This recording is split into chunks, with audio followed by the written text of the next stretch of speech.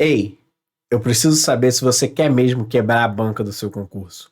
Hoje a gente vai bater um papo com o mais novo queridinho da FGV, CPC 47, Receita de Contrato com Clientes. A FGV começou a cobrança agora em 2022 e só nesse ano foram 7 questões desse CPC, só para concurso de altíssimo nível. Para você ter uma ideia, na prova para o Senado Federal foram 2 questões desse CPC. Então, se você quer ir muito bem nos próximos concursos da FGV, você não pode perder esse vídeo. Meu nome é Vinícius Ferraz e eu estou aqui para te ajudar a quebrar a banca do seu concurso. Vamos sem mais delongas para o nosso CPC 47, só uma delongazinha. Não deixa de seguir o nosso canal. Segunda, quarta e sexta a gente tem um vídeo novo e agora a gente está na reta final, Secretaria de Fazenda de Minas Gerais. Então vamos lá, solta a vinheta e vamos para a nossa revisão. Bom, hoje eu vou fazer um pouquinho diferente. Como esse CPC é relativamente novo e não tem muitas questões, não tem muita coisa que a gente possa ver, então eu não enxergo como uma revisão hoje. Eu enxergo como um estudo realmente desse CPC. Então eu vou fazer diferente. Normalmente eu gosto de começar, trazer já um resumo e depois ir partindo para as questões. Hoje não. Hoje eu vou fazendo as questões, trazendo os mandamentos do CPC e conforme a gente for evoluindo na teoria, a gente vai resumindo e vai falando e no final do vídeo eu vou trazer um resumo do que é mais importante, só realmente o mel desse CPC. É um CPC longo, é um CPC um tanto quanto complicado, tem muitas informações, muitos mandamentos importantes, é um CPC que vai permear desde a contabilidade geral até a contabilidade avançada, ele é angular, ou seja, ele vai envolver vários tipos de lançamentos na contabilidade. Então, é preciso ter muita atenção, é preciso tentar extrair o melhor e eu vou me basear nas questões, eu vou fazer todas as questões da FGV desse CPC para que a gente possa avançar. Então, vamos, sem mais delongas, começar a avançar na teoria. Bom, no item 2 desse CPC, ele vai trazer uma coisa que é muito... Isso aqui é o mel desse CPC, é o mais importante desse CPC. O princípio básico deste pronunciamento consiste em que a entidade deve reconhecer receitas para descrever a transferência de bens ou serviços prometidos a clientes, então bens ou serviços prometidos, no valor que reflita a contraprestação a qual a entidade espera ter direito em troca desses bens e serviços. Ou seja, a entidade só vai reconhecer receita do que ela espera que de fato ela vai ter direito, do que de fato ela vai receber dos clientes. Só com esse item já dá para a gente resolver a questão. Quer ver? Vamos fazer essa primeira questão aqui agora. Questão para analista do MPE. Tá? No Ministério Público. Uma entidade empresária que presta serviços contábeis aceitou pela primeira vez como cliente uma entidade sem fins lucrativos. O contrato foi firmado em janeiro e o valor anual do contrato era 60 mil, com pagamentos trimestrais. Então, a cada trimestre ela vai receber 15 mil. Esse era o contrato. Esse é o que foi combinado com essa empresa, com essa entidade. Em decorrência da responsabilidade social do cliente, foi incluída uma cláusula. Então tem uma cláusula no contrato, segundo o qual o preço a ser pago ajustado seria ajustado para 20 mil. Ou seja, tem uma cláusula que diz que o preço pode ser ajustado para não mais para 60 mil, e não mais em recebimentos trimestrais de 15 mil, mas sim para um recebimento de 20 mil no ano. Beleza? Tem que entender, tem que interpretar isso aqui. Caso a entidade não tivesse um aumento, vamos ver o que a empresa que fez o contrato, que vendeu, o que ela espera. Porque o princípio 2, né, o princípio é que a entidade reconheça o que ela espera que vai ter direito. Então vamos ver o que a entidade espera. Ó, considerando fato que era considerável provável. Então a entidade que fez a venda já considerava provável, ela já esperava que ia receber apenas os 20 mil. Então eu te pergunto, por quanto vai ser reconhecida essa receita no final do ano? 20 mil. Por quê? Porque o CPC 47 vai dizer que a entidade deve reconhecer receita pelo que ela espera receber. Show de bola? Então vamos para a nossa próxima. Vamos avançar, não vou nem para a nossa próxima questão. Vamos avançar na teoria. A entidade deve contabilizar os efeitos, então, identificação do contrato, tá? Primeira coisa que é importante que o CPC vai trazer é quando a entidade vai poder dizer, olha, houve um contrato aqui com o meu cliente. Tá? Então a entidade vai contabilizar, ou seja, vai ter efeito na contabilidade, os efeitos de um contrato com um cliente que esteja dentro do alcance somente quando os critérios a seguir, todos os critérios cumulativamente, forem atendidos. Então vamos entender quais são os critérios para que você diga, houve um contrato. Bom, as partes do contrato aprovaram o contrato. Essa aprovação do contrato não precisa ser só por escrito. Pode ser verbal, pode ser de acordo com outras práticas usuais de negócio. Por exemplo, você está num leilão. Num leilão, para você fazer o contrato ali com o leiloeiro, basta levantar a mão. E você já fez uma oferta. Certo? Então, as práticas usuais dos negócios, práticas usuais de negócios, são tão importantes quanto. Quem estuda direito civil aí sabe que a regra no Brasil é que o contrato não tenha forma, ele seja informal. Então, o contrato de compra e venda, por exemplo, é ali na hora, né? Você não assina que você vai comprar um produto. Não, é na hora ali e está firmado o contrato verbalmente.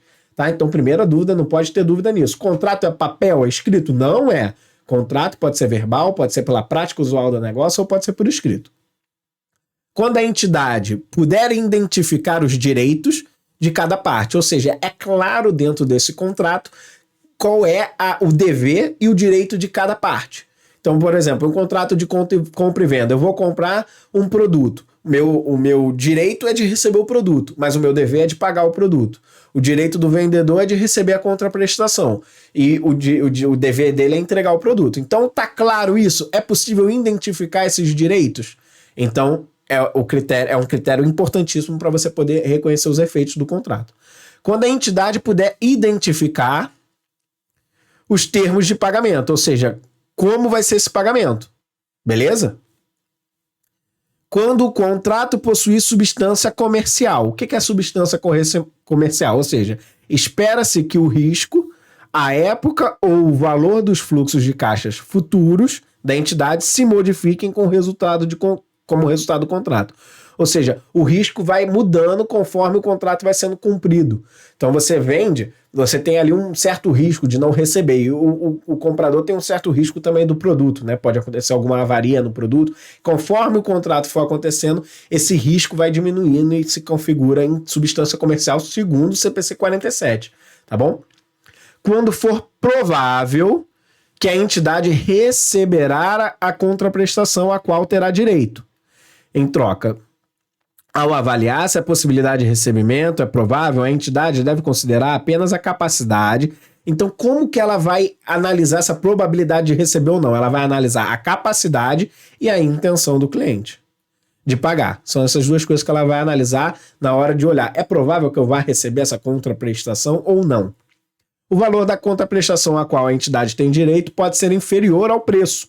Olha que coisa importante. Isso aqui é importante, tá? A contraprestação, o valor da contraprestação pode ser inferior ao preço declarado no contrato.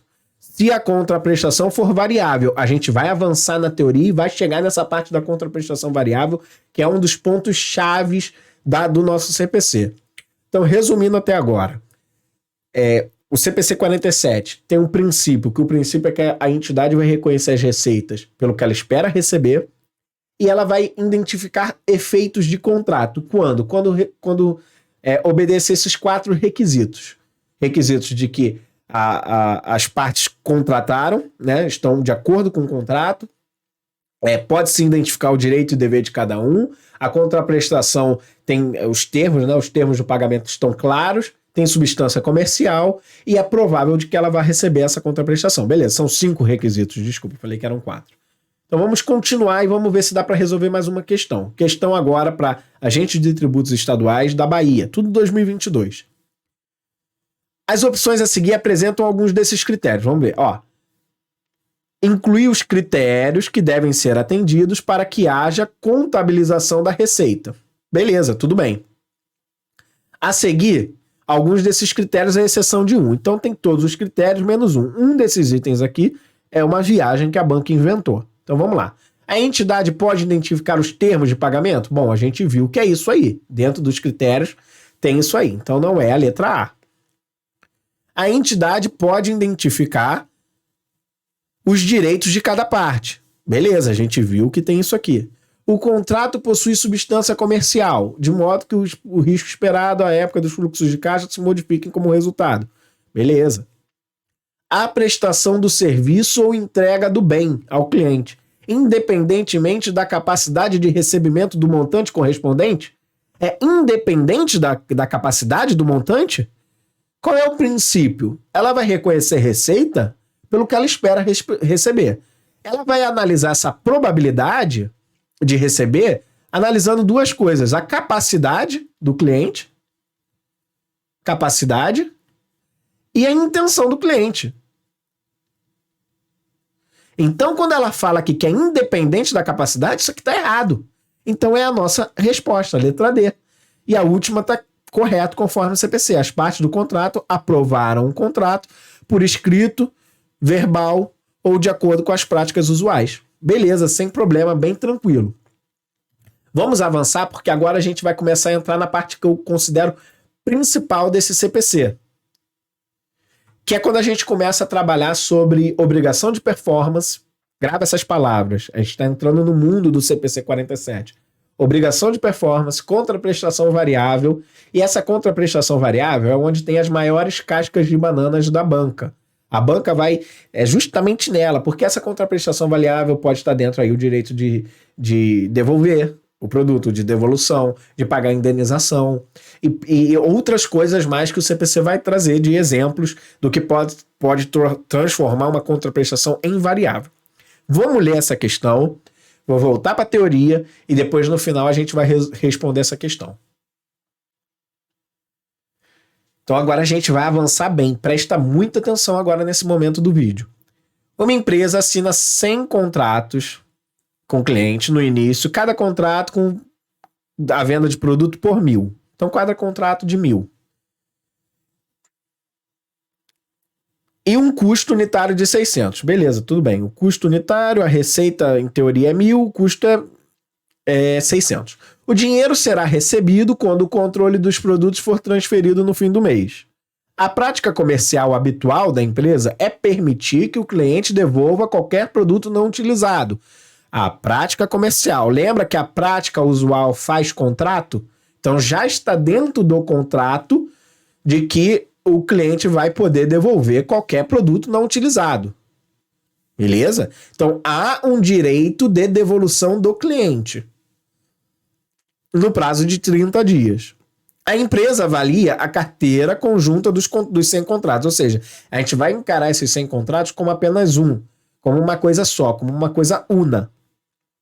Para estimar a contraprestação variável, que a gente vai analisar o que é isso daqui a pouquinho, a qual a empresa terá direito, a entidade decide usar um método. Então existem métodos para analisar a contraprestação variável, e a gente vai ver quais são esses métodos. Já vou adiantar que são 2 métodos, tá? São 2 métodos, e a gente vai analisar isso aí. Porque é um método pelo qual a entidade, deixa eu apagar aqui, a entidade espera melhor prever o valor da contraprestação a qual terá direito. Lembra que o princípio do CPC 47 é que ela só vai reconhecer o que ela espera que ela vai ter direito propriamente de receber? As coisas vão se encaixar, vamos prestar atenção. Usando o método do valor esperado e com base em estatísticas, então ela usou um método do valor esperado. O valor esperado lembra muito estatística, né? Esperança matemática, a média, né? Então vai gravando isso aí. Mas não é nada complicado não, fica tranquilo. Ela estima que 3% dos produtos serão devolvidos, ou seja, ela não vai ter direito a 3% dos produtos, ela já espera isso. Apenas sabendo o princípio do CPC 47, a gente já sabe que não é a letra A. Porque ela não vai reconhecer receita de 100 mil, porque ela espera, ela tem essa esperança. Cadê? Ela estima que 3% dos produtos não vão vir. 3% de 100 mil vai dar 3 mil. Beleza? Então ela já espera que 3 mil ela não vai receber. Qual é o tratamento contábil que ela deve fazer para reconhecer esses 3 mil? Então a gente vai analisar isso agora. E agora a gente vai avançar bem dentro desse CPC. Vamos que vamos. Identificação de obrigação de performance. Grava esse nome. O que é uma obrigação de performance? No início de contrato, a entidade deve avaliar os bens e serviços prometidos. Então, quando ela fecha um contrato, ela promete que vai entregar bens ou serviços. E deve identificar como obrigação de performance cada promessa de transferir. Então, o que é a obrigação de performance? É a obrigação de transferir os bens ou serviços prometidos. Vou repetir, devido à importância desse conceito. Obrigação de performance é a obrigação que a empresa tem de transferir o controle dos bens e serviços prometidos lá no contrato com o cliente. Beleza? Muito importante esse conceito. Tá? Então ela vai transferir ou bens e serviços ou uma série de bens e serviços ao longo do tempo. Tá bom? Um contrato com o cliente, de modo geral, declara expressamente os bens ou serviços. De modo geral, expressamente está claro quais são os bens ou serviços. Contudo, as obrigações de performance, isso aqui é importante, tá? As obrigações de performance identificadas no contrato podem não estar limitadas aos bens que estão expressamente declarados. Por quê? Porque podem ser que existam práticas usuais de mercado que imputam outras obrigações de performance que não apenas as que estão expressas no contrato, seja ele verbal, seja ele escrito. Isso porque um contrato com o cliente pode incluir também promessas que sejam sugeridas pelas práticas usuais do negócio. É o que aconteceu na nossa questão. Tem uma prática comercial, a prática comercial cria uma expectativa válida no cliente de que ele terá o direito de restituir por 30 dias. E isso é obrigação de performance. É um serviço, né? É uma obrigação de performar da empresa. Né? Políticas publicadas ou declarações específicas da entidade. Se no momento, agora quando? Se criar uma expectativa válida no cliente. Beleza?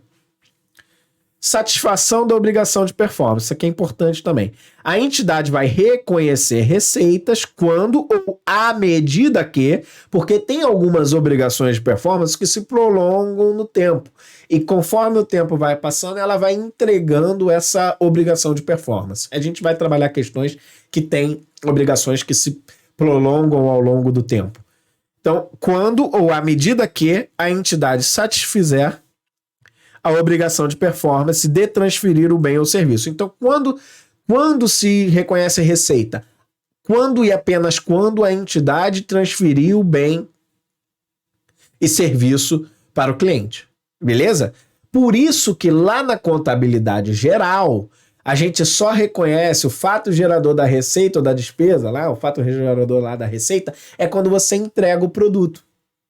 Entendeu? Isso aqui agora é regime de competência. Por isso que eu gosto pra caramba desse CPC. Porque esse CPC, ele vai regular toda essa contratação com o cliente.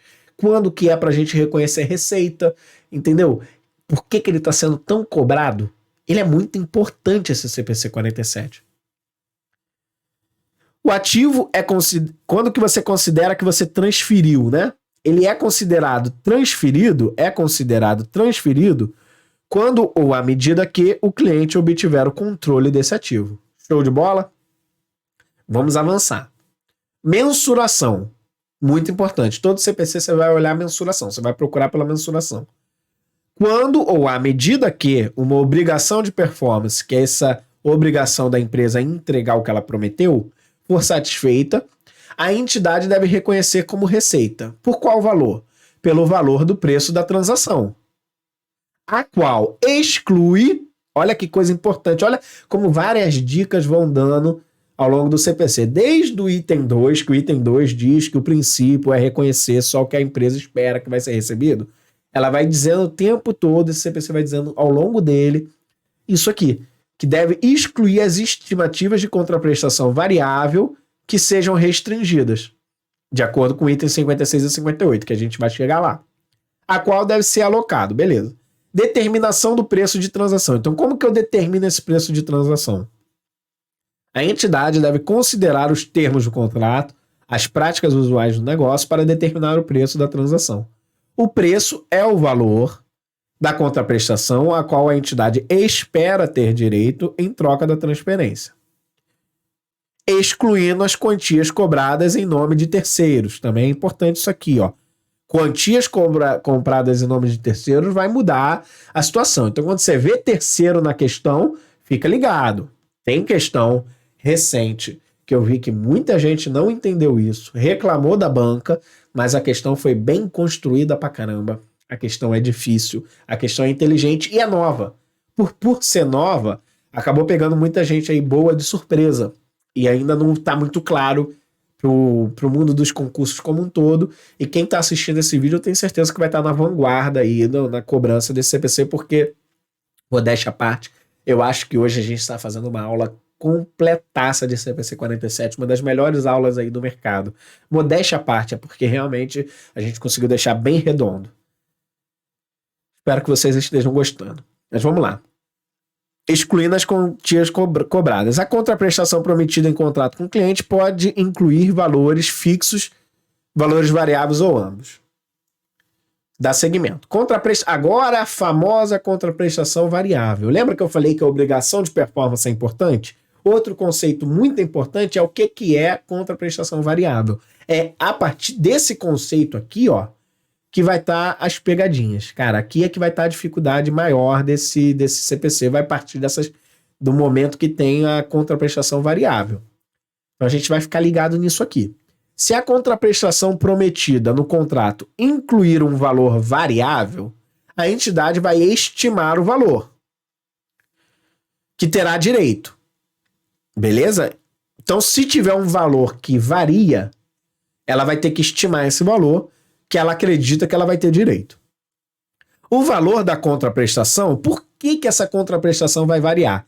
Ele pode variar em razão de descontos, que aí o desconto pode ser variável, abatimentos, restituições, créditos, concessões de preço, incentivos, bônus de desempenho, penalidades ou outros itens similares. Devolução, por exemplo. Você não sabe quanto vai ser devolvido, por isso que é variável, né?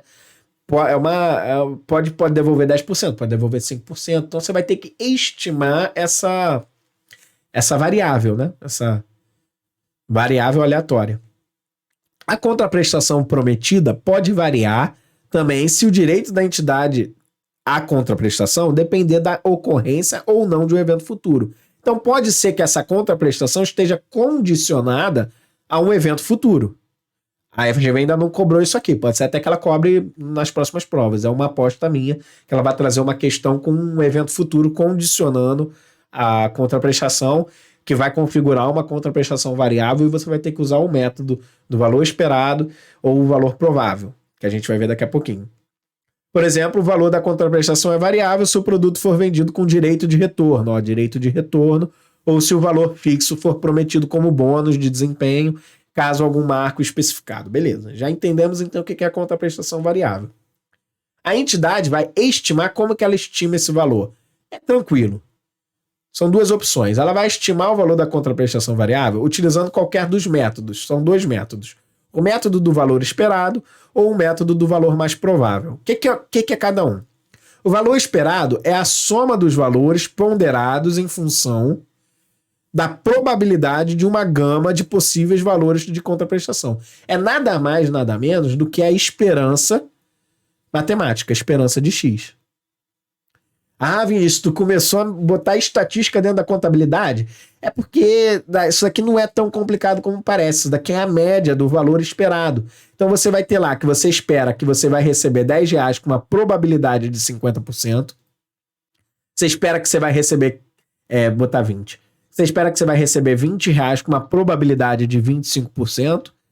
e você espera que você vai receber R$ 30 numa probabilidade de também 25%. Como é que você faz a esperança disso aí? Como é que você calcula o valor esperado? Você simplesmente vai multiplicar os valores pela probabilidade e vai somar.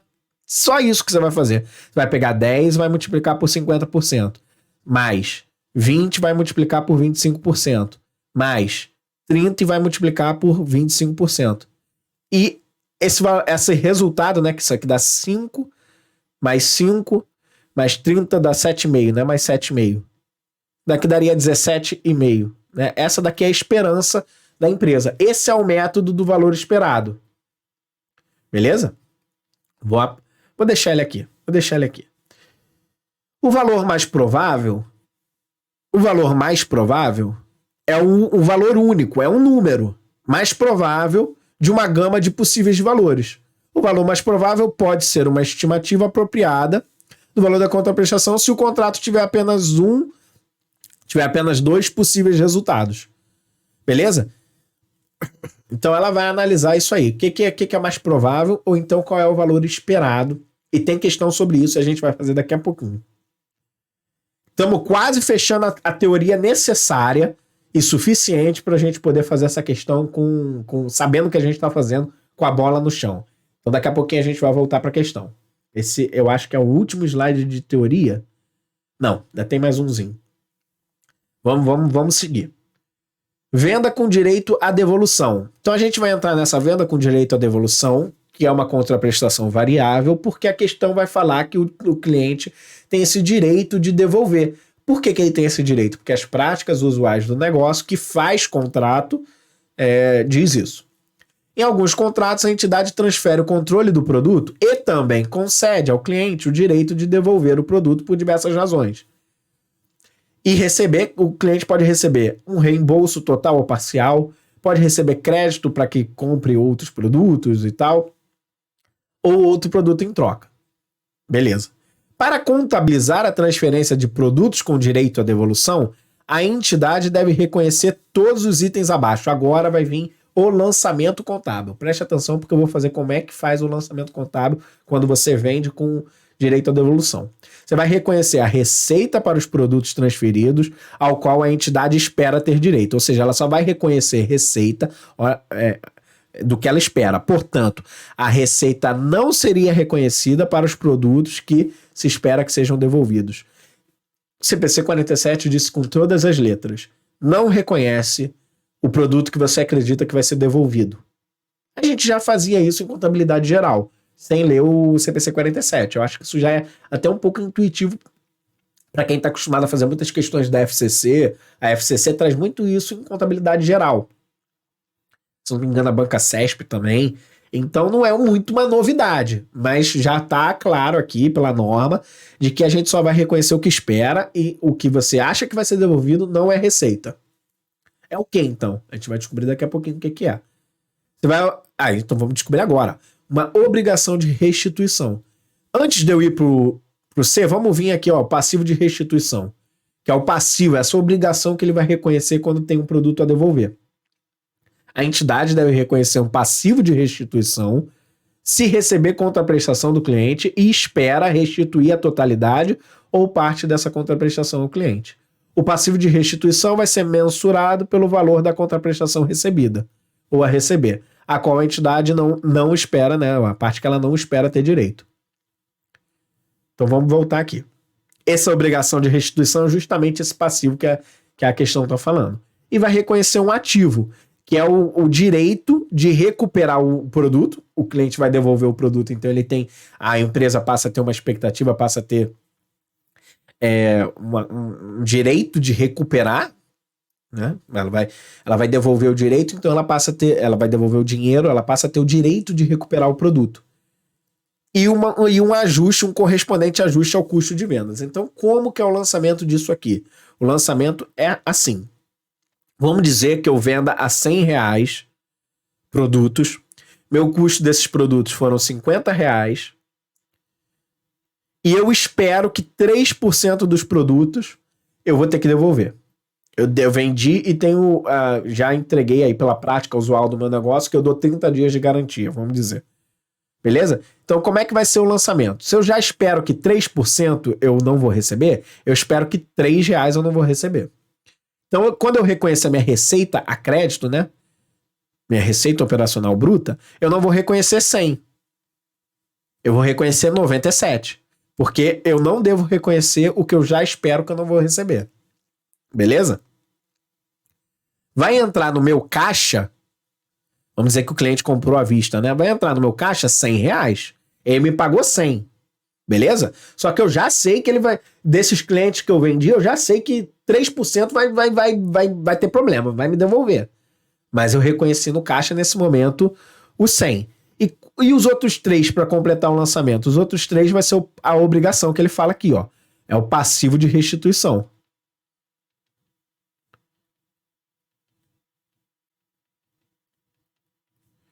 De 3. E a gente vai ter que fazer um ajuste no CMV. Beleza? Eu dei baixa aqui no meu estoque. Eu dei um CMV de 50. Eu creditei meu estoque por 50. Eu vou debitar um ativo, que ele me fala, né? Um ativo. Eu não vou debitar estoque ainda, porque eu só espero que eu vou receber. Então eu vou debitar um ativo de direito de receber. De quanto? De 3% de 50, que é 1,5. E eu vou ter que fazer um ajuste, uma receita de ajuste, né, desse CMV. Então, essa aqui é uma receita de ajuste de 1,5. Esse é o lançamento contábil para a gente trabalhar quando tem venda com devolução segundo o CPC 47. Beleza? Então, agora a gente já está apto a voltar para a nossa questão. Vamos identificar qual é a obrigação de performance da empresa. A empresa assina 100 contratos. Cada contrato inclui a venda de um produto. Então, a obrigação de performance dessa empresa é a de entregar o produto. Que ela prometeu, né? Quando ela faz um contrato, ela promete, ó, vou te entregar aí os produtos. Qual é o preço da transação? O preço da transação é 1.000 vezes 100. Então, o preço é 100 mil.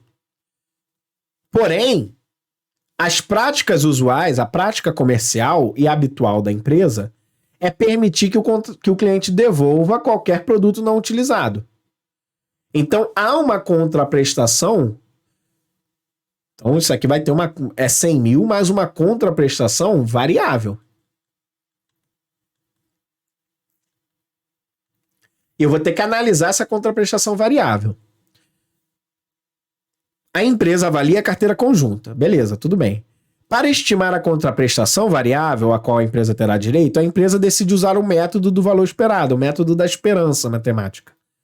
Porque é o método pela qual a empresa espera melhor prever o valor da contraprestação a qual terá direito.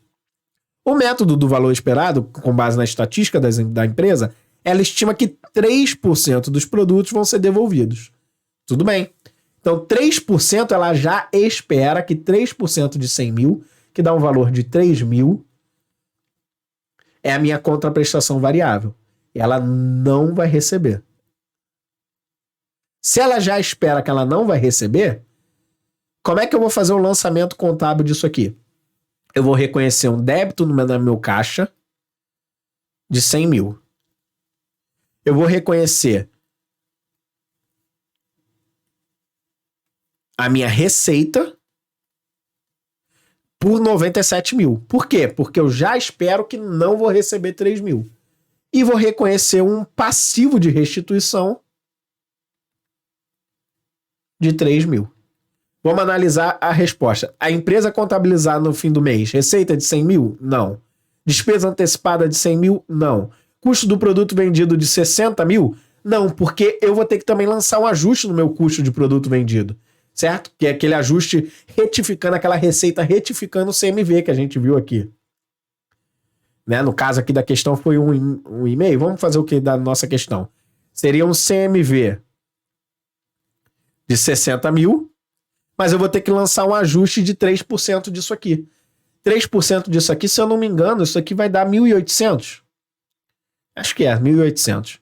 Então eu vou fazer o ajuste, né? Uma receita de ajuste de 1.800. Então, na verdade, o CMV não vai ser 60 mil. Eu vou ter uma conta retificadora, né? Um lançamento de ajuste de 1.800. Então não é isso aqui. Um passivo de restituição de 3 mil? Resposta, bingo. Um direito de recuperar dos produtos de 3 mil? Não, ela vai ter um direito de recuperar. Vai ter um direito de recuperar. Mas é de 1.800. Beleza? Excelente questão. Questão que caiu aí no analista técnico do TCE. Só essa prova do TCE tiveram 2 questões do CPC 47. Prova desse ano agora. Acho que essa prova, se eu não me engano, essa prova foi agora em novembro. Novembro ou outubro, alguma coisa assim. Vamos dar continuidade. O vídeo, 35 minutos já, mas a gente tem que se alongar aqui, porque esse CPC é novo, é um CPC completo, e a gente vai fazer todas as questões da FGV.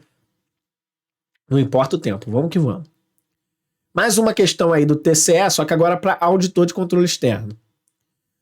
Uma empresa celebrou um contrato com o cliente para construir um armazém por 950 mil. Esse é o preço da transação, em 31 de março, com um bônus de desempenho de 50 mil. Então, há uma contraprestação variável. Há uma contraprestação variável. Variável. Que pode ser de 50 mil. Mas ela é variável. É uma variável aleatória. Pode ser de 50 mil, mas pode não ser. Vai ser de 50 mil se ela concluir até julho, 31 de julho. A cada mês, a cada semana que passa, ela perde 10 mil desses 50 mil aí que ela vai receber. Certo? Nesse caso, essa contraprestação variável é uma coisa boa, né? Ela ganha um bônus de desempenho, não é de devolver nada. Pode acontecer da contraprestação variável ser um valor positivo. É o caso dessa questão. A empresa incluiu esse bônus de conclusão em seu contrato. E com base numa estimativa apropriada, definiu os seguintes resultados. Então ela vai usar o método do valor estimado, da esperança matemática. Ela acha que a probabilidade dela receber em 31 de julho, se ela responder em 31 de julho, se ela entregar a obrigação de performance dela, qual a obrigação de performance dela? É construir o armazém. Se você olhar o CPC 47, ela vai dar vários exemplos do que pode ser obrigação de performance. Um deles é construir um ativo, né? Então, a obrigação de performance da empresa é esse. É de construir esse ativo, esse armazém. Se ela concluir em 31 de julho, ela espera que ela vai receber esse bônus de desempenho de 50 mil. Então, qual é a probabilidade dela receber 50 mil? 65%. Beleza. 31 de julho. Se passar uma semana, 7 de agosto de 2022, ela vai ter uma probabilidade de 25% de entregar uma semana depois, e a cada semana que passa, esse bônus diminui em 10 mil. Ou seja, passou uma semana, o bônus já é de 40 mil, com a probabilidade de 25%. 5% de que ela vai atrasar 2 semanas. Então, 2 semanas vai para 30 mil. E 5% de que a conclusão vai ser até dia 21, 3 semanas aí depois do que era o máximo. Então, 20 mil. Agora, como é que eu vou calcular o valor esperado, a minha esperança matemática? A esperança matemática, tá só para quem gosta aí de estatística, vai ser o somatório de XI, PI, sobre o somatório de PI. Somatório de PI, que é a probabilidade, né? Somatório da probabilidade é sempre 1, né? Então você divide por 1, isso aqui é a média, né? Para quem gosta de estatística, isso aqui é a média. Somatório de XI vezes a sua probabilidade. É o que a gente vai fazer. Aqui é XI, aqui é PI. Tá? Eu tô fazendo só isso aqui para quem gosta, tá, galera? Pô, isso aqui é estatística, tá? Quem vai fazer Minas até rola estatística, mas aí você vai ter que assistir o vídeo de outros professores, porque aqui a gente tá focado em contabilidade. Então, XI, PI, né? Então, a gente vai simplesmente multiplicar a probabilidade. Botei ao contrário, né? Aqui é PI, a probabilidade, aqui é XI. Enfim, a esperança é nada mais, nada menos do que multiplicar a probabilidade vezes o valor que ela está esperando ali com essa probabilidade. Vamos fazer na calculadora para ver quanto é que vai dar.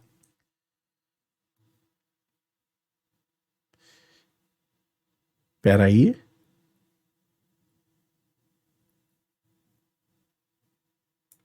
Tá abrindo a calculadora. Pronto.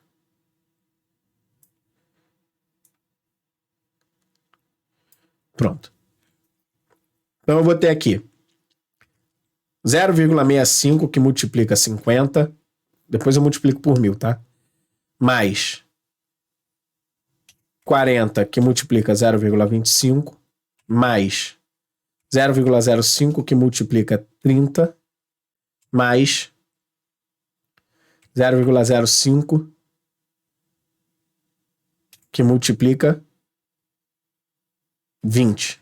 Acho que deu errado alguma coisa aqui, né? Deu errado alguma coisa aqui na calculadora. Peraí, 0,65 que multiplica 50. Mais 0,25 que multiplica 40. Por que tá acontecendo isso, meu Deus? A calculadora não está funcionando direito. Peraí, só um minutinho que eu vou pausar o vídeo para fazer essa conta aqui na mão mesmo. Peraí, só um minuto. Pronto, então fazendo esse somatório da multiplicação da probabilidade de XI do valor esperado, né? Vezes a sua probabilidade de receber, a gente vai dar um valor de 45 mil. 45 mil com mais 950 mil, a gente vai ter que o preço dessa transação, que aí é o preço da transação mais a contraprestação variável, vai dar, então, a contraprestação fixa mais a variável, que é o que ele quer saber, vai dar 995. Beleza? Vamos para a nossa próxima questão. Uma sociedade empresária, e essa questão é boa, hein? Essa questão é boa, essa questão é para o Senado Federal, para analista legislativo, prova muito, muito recente, prova excelente para treino.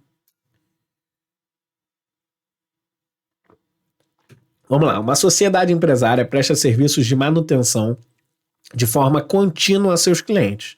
No ano de X0, ela vendeu 1.200 pacotes de manutenção. Essa questão é excelente, tem uma pegadinha que aqui muitas pessoas não perceberam e que a gente percebeu. E que quem estiver assistindo vai saber. Por 100 cada à vista. Beleza.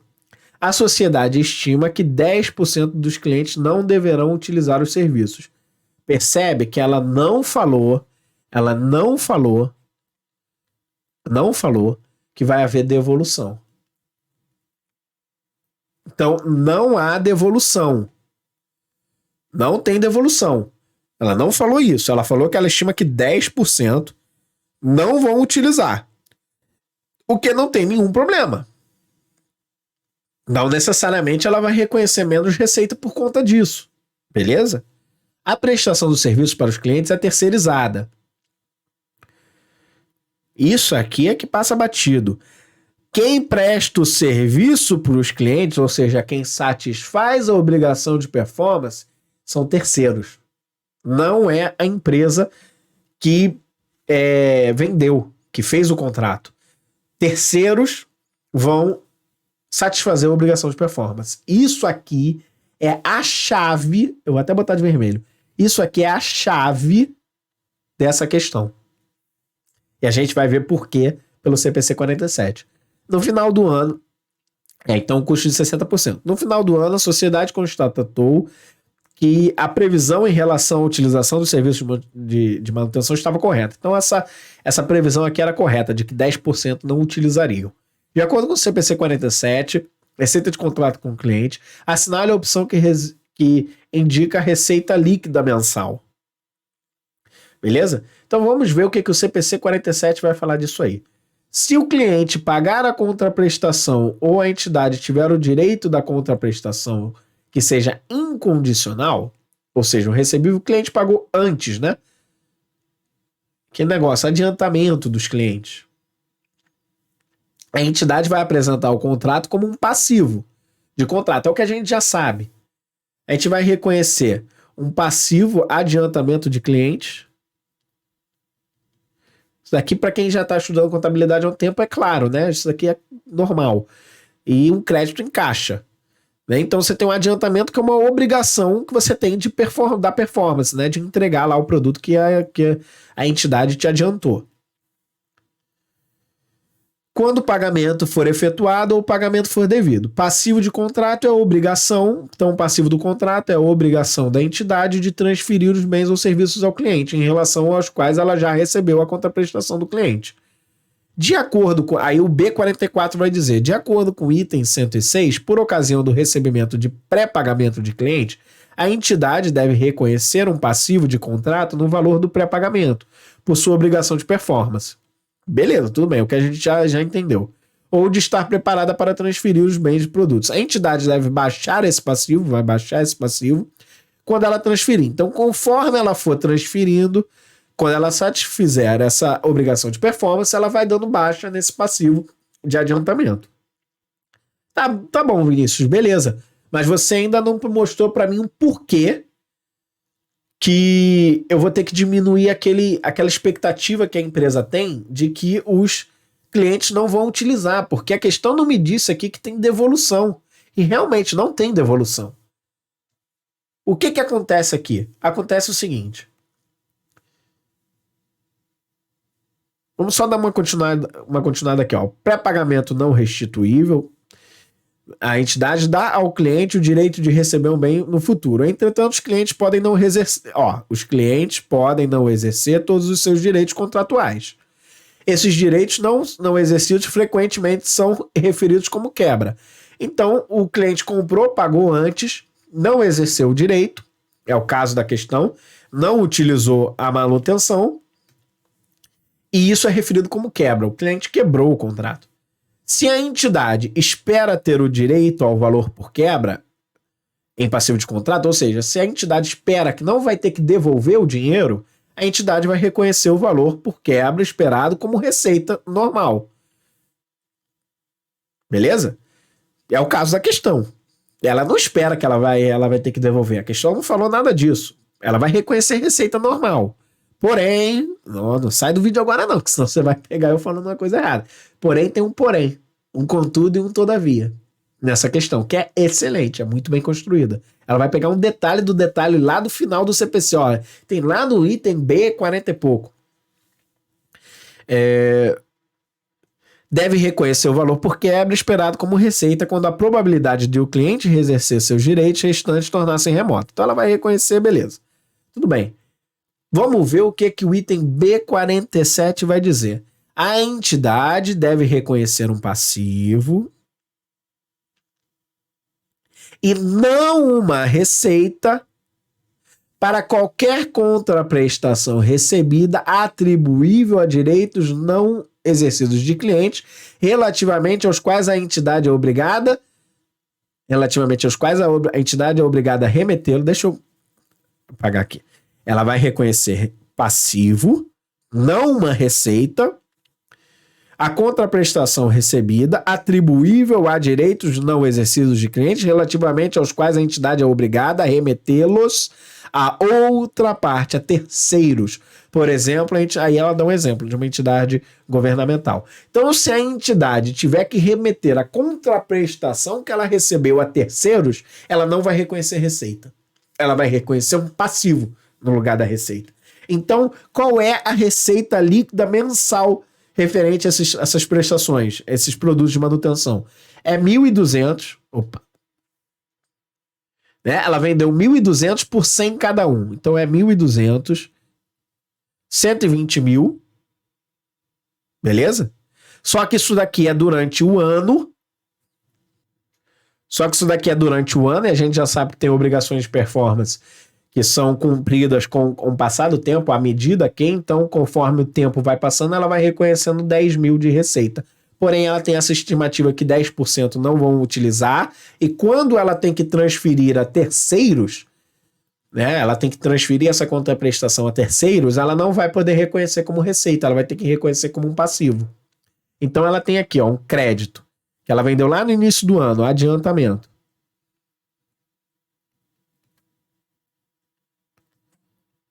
R$120 mil. Certo? Ela vai dando baixa nesse adiantamento aos poucos, né?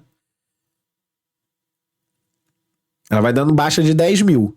A contrapartida é uma receita e a contrapartida aqui é um passivo. Esse passivo é o passivo que ela vai transferir para terceiros. E aqui é a receita dela mesmo. 10% ela espera que ela não vai receber, certo? Então, 9 mil. E o passivo vai ser de 1.000. Beleza? É assim que a gente tem que contabilizar. Então, ela vai reconhecer receita de 9 mil no mês. Beleza? Cara, questão muito bem feita, porque tem esse detalhezinho aqui que vai te exigir o conhecimento lá do CPC, do item B47. Então, o que eu digo para vocês? Viu que tem terceiro? Toma cuidado. Tem terceiro cumprindo a obrigação de performance na empresa? A empresa que fez o contrato é diferente da empresa que vai cumprir a obrigação de performance? Toma cuidado. Toma cuidado, porque pode ter pegadinha. Beleza? Vamos para a nossa próxima questão. Está se aproximando do fim. Brincadeira. Está se aproximando do fim. A gente vai resolver essa questão. Tem uma próxima questão e a gente vai fazer um resumo aí de tudo que a gente falou. Uma sociedade empresária comercializa... Essa questão é boa pra caramba também. Uma sociedade empresária comercializa computadores. Cada computador é vendido por 4 mil. E não possui garantia. Não possui garantia. Qual é a obrigação de performance? Entregar o computador. Ela vende o computador. Qual é o preço da transação? 4 mil. A sociedade empresária oferece por fora aos compradores a possibilidade de comprar o direito de garantia por 2 anos, de 600. Então isso aqui é uma outra obrigação de performance, que é a obrigação da garantia. É uma segunda obrigação de performance. Beleza? E o valor, isso aqui é importante, o valor não é restituível. Ou seja, o cliente que optar por comprar essa garantia de R$600 não vai ter mais direito de receber de volta. Então a empresa já tem o direito de receber aquilo ali e não vai ter uma expectativa de diminuir essa contraprestação aí recebida. Vamos ver o que o CPC fala sobre isso aqui, ó. Se o cliente tiver a opção de comprar a garantia separadamente, porque a garantia é precificada ou negociada separadamente, a garantia deve ser um serviço distinto. É uma obrigação de performance distinta. Porque a entidade compromete-se a prestar o serviço ao cliente adicionalmente ao produto que tem funcionalidade descrita no contrato. Nessas circunstâncias, a entidade deve contabilizar a garantia prometida como obrigação de performance. Beleza? Então é simplesmente uma outra obrigação de performance que tem dentro dessa venda aqui, né? Se o cara optar por comprar essa obrigação por fora, então é uma outra obrigação de performance. Tem a primeira obrigação de performance e tem a segunda obrigação de performance. A primeira é 4 mil, o preço, né, unitário, preço por unidade, e a outra é 600, né, por unidade. Só que essa daqui é no momento específico, quando o cara entrega o computador, reconhece a receita. Essa daqui é ao longo do tempo. O cara vai vender uma garantia por 2 anos. Então ela se prolonga durante 24 meses. Beleza? É estimado que 20% dos computadores deverão apresentar problemas e irão requerer serviços.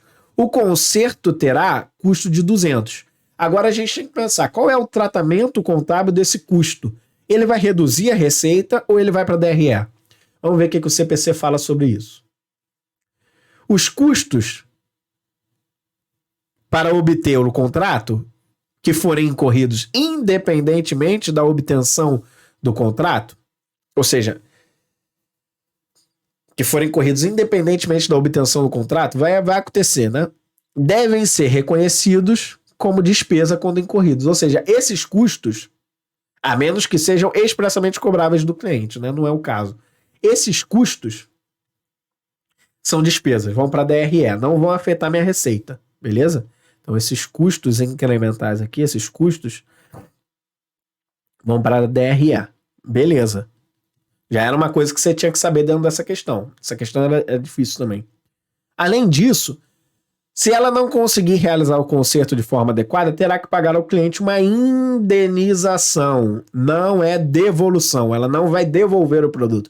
Devolução a gente já sabe que vai afetar a receita. Indenização, o tratamento contábil é diferente. É estimado que a indenização deverá ser paga a 10% dos computadores vendidos. Foram vendidos 10 computadores, sendo que 4 deles foram adquiridos junto com o direito de garantia. Então, qual é... Deixa eu apagar isso aqui. Qual é a obrigação de performance 1? A obrigação de performance 1 foram 10 vezes 4 mil. 40 mil. E a 2? A 2 foram 4, né? 4 deles foi adquirido com direito de garantia. Então eu tenho 4 vezes 600. Vai dar igual a 2.400. Então, a princípio, a receita teria sido 42.400? Não. Porque isso aqui é reconhecido ao longo do tempo, por 24 meses. Ou seja, a cada mês, ela vai reconhecer 100 por mês de receita. Beleza? Então, no primeiro mês, lá, quando ela entregou o computador, quanto que foi a receita? 40.100. Assinale a opção da receita bruta de vendas no mês de janeiro, considerando que ela entregou o computador em janeiro, cumpriu a obrigação de performance. 40.100. E essa é a resposta. Por quê? Porque a indenização não vai afetar a receita. A indenização vai ser tratada como uma provisão. E quem é que diz isso? Quem diz isso é o CPC 47 no seu item B33. O item B33 vai falar, ó, a lei que exige, né, pode ser uma lei ou então o negócio, o contrato, né, pague indenização. Caso seus produtos causem lesão ou dele ou dano não resulte em obrigação de performance. Por exemplo, o fabricante... Então, a indenização não é obrigação de performance. É isso que falou essa primeira frase. Por exemplo, o fabricante pode vender produtos em jurisdição que a lei responsabiliza o fabricante por quaisquer danos que possam ser causados ao consumidor, que é o que acontece no Brasil, né? O CDC fala isso. Similarmente, a promessa da entidade de indenizar o cliente por responsabilidades e danos resultados em vindicações de patente, direito autoral, marca ou outra violação dos produtos, né, não resultem em obrigação de performance. Então, isso não é obrigação de performance. A entidade deve contabilizar essas obrigações de acordo com o CPC 25. CPC 25 é o CPC que vai tratar de provisões para contingência. Então, ele vai provisionar no passivo. Ele vai provisionar no passivo esse valor de restituição, desse 10%, né? De restituição, não, de indenização, desculpa, 1000 perdões. Restituição, o tratamento contábil é totalmente diferente. Vai diminuir a receita. Então, esses 10% aqui, ele vai creditar em um passivo, né? Uma provisão. Então, beleza. Então, a resposta, letra D de dado. Cara, excelente questão. Muito boa questão. Muito boa, muito boa. Cara, é difícil demais essa questão na prova, porque é um CPC novo, cara. Quem é que tá com um domínio muito alto desse CPC para acertar essa questão na prova? É difícil, cara. Difícil. A outra questão, então, que fala do terceiro, ela até dá para você acertar na sorte. Você até tenta fazer uma mudança ali, alguma coisa ali, para tentar responder, mas com domínio mesmo, sabendo o que tá fazendo, difícil. Cara, até lendo o CPC é difícil. Vamos para a nossa última questão de hoje, que é o último padrão de questão que a FGV trouxe. Uma loja vende veículos que utiliza o regime de competência para contabilizar as operações, ou seja, o que ele quis dizer com isso aqui, ó? Quis dizer isso aqui, ó. Você vai reconhecer a receita quando cumprir a obrigação de performance. Em 2 de janeiro de X0, um cliente adquiriu um veículo por 60 mil para teste. Deixa eu botar isso aqui em vermelho. Isso aqui é o último padrão que a FGV cobrou, né, sobre isso aqui. Então, tem algumas obrigações de tem algumas contratos de obrigações de performance, não. Tem alguns contratos que têm direito à devolução. Tem outros contratos que têm direito à indenização. E tem alguns contratos que você primeiro dá um teste para o cliente. O cliente vai testar aquilo ali, devendo confirmar a compra em no máximo 90 dias. Então, em 90 dias, o cliente vai ter que confirmar se vai comprar ou não. Então, ele vai lá, vai pegar esse veículo, vai ficar com 90 dias andando com o veículo e depois vai confirmar ou não. Beleza, bom negócio, hein? Depois me mostra essa loja aí que tô querendo trocar de carro. Que havia a possibilidade de o veículo ser devolvido. Em 1º de abril, janeiro, né? Janeiro, fevereiro, março, abril. Passaram já 90 dias, passaram já 3 meses. O cliente comunicou que não iria devolver o carro, ou seja, que vai ficar com o carro. O valor recebido em 2 parcelas iguais. em fevereiro e em abril. Quando que é a contabilização da venda? Ou seja, quando que ele vai reconhecer receita? Vamos ver o que o CPC 47 fala sobre isso. Se a entidade entregar produtos ao cliente para fins de teste ou avaliação, o cliente não estiver comprometido a pagar qualquer contraprestação até o vencimento do período de testes, o controle do produto não deve ser considerado o controle não deve ser considerado transferido. Por que ele fala isso? O controle não deve ser considerado transferido. Porque você cumpre a obrigação de performance quando você transfere o controle. O que ele quis dizer com isso aqui? A obrigação de performance não foi cumprida. Se a obrigação de performance não foi cumprida, não há que se falar em receita. Até que este aceite o produto ou até que o período do teste expire. Vamos ver o que a questão falou. O cliente ele vai dar o aceite dele, ele vai aceitar esse produto no mesmo tempo que acaba o período de teste. Porque poderia ser uma aceitação tácita, ou seja, ele não falou nada, mas ficou com o tempo do teste e aí não tem mais como. Ou então ele aceitou antes de acabar o período do teste. O que vier primeiro você reconhece a transferência do controle e, por sua vez, o cumprimento da obrigação de performance e, por isso, a receita. Então ela vai reconhecer receita em abril. Show de bola, galera! Cara, eu gostei muito dessa aula aqui. Eu tô muito orgulhoso pelo que eu pude trazer nessa aula. Eu acho que a gente trouxe uma aula completa. Foram todas as questões do CPC 47 resolvidas. Todas as cascas de bananas. Mostrei, a FGV tá trabalhando bem esse CPC. Tá trabalhando ele como um todo. Pegou todos os padrões. Eu acho que pode até ser que ela encontre outros padrões de questões. Eu até identifiquei uma coisa ou outra que pode ser motivo de cobrança. Mas acho que a base tá aí. E ela está construindo bem as questões, ela está sendo inteligente nas questões. Então, se olhou uma questão do CPC 47, antes de brigar com a banca, tenta descobrir se tem alguma coisa dentro da questão que pode te levar para aquela resposta ali. Bom, conforme eu prometi, vamos fazer um resumo do que a gente falou. Bom, contrato. O contrato... Então, quando você olha CPC 47... O que você vai olhar? Você vai olhar o contrato. Tem contrato ou não tem contrato? O contrato pode ser escrito, pode ser verbal, ou pode ser pelas práticas. Isso aqui é importante. Prática faz contrato. Beleza, gente? Prática faz contrato. Quem é advogado sabe disso aí. Prática faz contrato. Princípio, principal. Princípio. Receita. Eu reconheço pelo que eu espero. Então a empresa só vai reconhecer receita pelo que ela espera receber. Ela não vai reconhecer receita pelo que ela não espera receber. Beleza? Isso aqui é muito importante. Deixa eu ver se eu consigo depois organizar melhor isso aqui. Obrigação de performance. O que é obrigação de performance?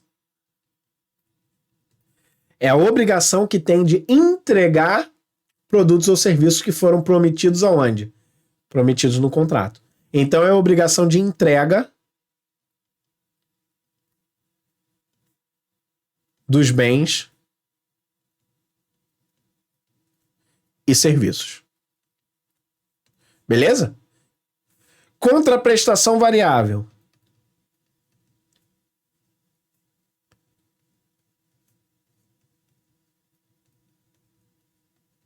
Essa contraprestação variável é onde estão as maiores pegadinhas e cascas de bananas da FGV. É onde a gente tem que ficar ligado. Ela pode vir de vários fatores. Devolução é o principal. Indenização. Indenização é? Não. Indenização a gente vai trabalhar diferente. Indenização, na verdade, é uma provisão. Mas é devolução. Pode ser até um prêmio de produtividade. Pode ser uma coisa positiva. Pode ser bônus. Várias coisas vão transformar a tua contraprestação em variável. Beleza? Contraprestação variável. Essa contraprestação variável pode usar dois métodos. O método do valor esperado ou o método do valor provável, que é um número. A questão vai te informar isso aqui. Beleza? Além disso, a gente tem a indenização. Falou em indenização, a gente está falando de provisão. E para finalizar, deixa eu ver se eu consigo melhorar isso aqui.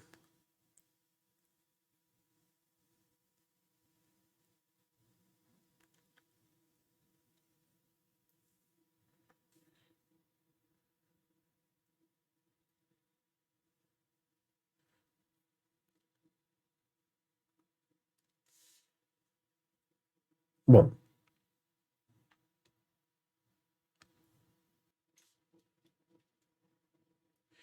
E falou em teste. O teste você só vai reconhecer a receita quando acaba o período de teste. E aí o cara não falou nada, foi uma aceitação tácita. Ou acaba o prazo, né?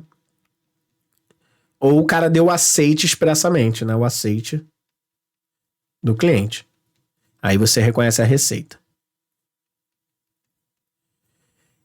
Receita. Receita você só reconhece receita conforme vai cumprindo a obrigação de performance.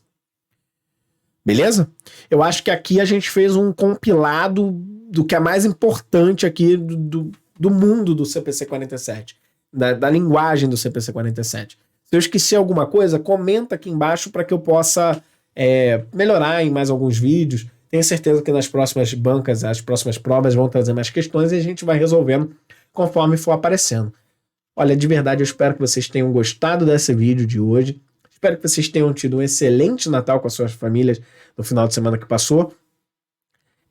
Espero que você quebre a banca do seu concurso. Qualquer comentário, qualquer sugestão, passa aqui embaixo. Eu fiz com muito carinho esse vídeo. Eu acho que ficou bem bacana. Eu acho que tá uma aula muito boa.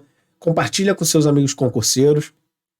Não deixa de seguir a gente nas nossas redes sociais. Segundas, quartas e sextas no YouTube. A gente está aqui postando vídeo novo no canal. Grande abraço e até a próxima.